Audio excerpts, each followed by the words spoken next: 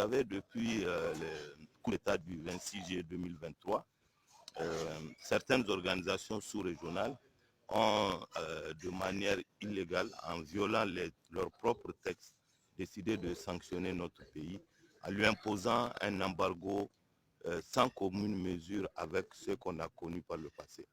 Cet embargo inédit a provoqué beaucoup d'émoi au sein des populations nigériennes qui sont durement éprouvées par les conséquences de cet embargo.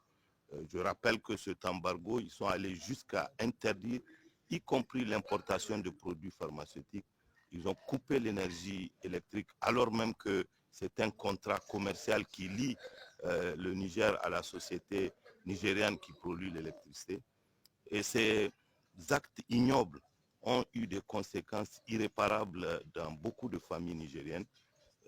Conscients que ce sont des actes susceptibles de qualification pénale au regard du droit international, le Front patriotique pour la souveraineté a décidé d'introduire une plainte personnelle contre les individus.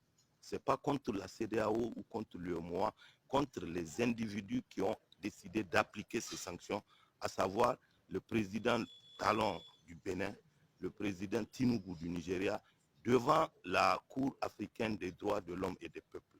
Cette plainte vise à reconnaître qu'ils ont posé des actes de nature à mettre en danger la vie d'autrui.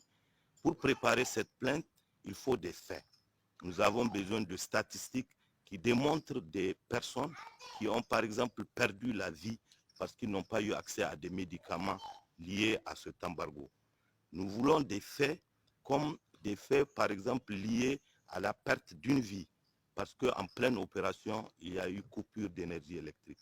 Il y a des faits qui se rapportent à la destruction partielle ou totale de marchandises au niveau du corridor béninois suite au blocage imposé par la CEDEAO.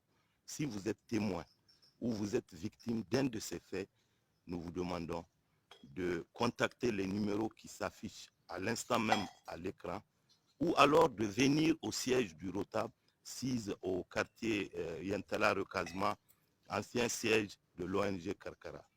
Venez parce que c'est ça le patriotisme, il faut aider votre pays à s'en sortir face à cet embargo ignoble et injuste.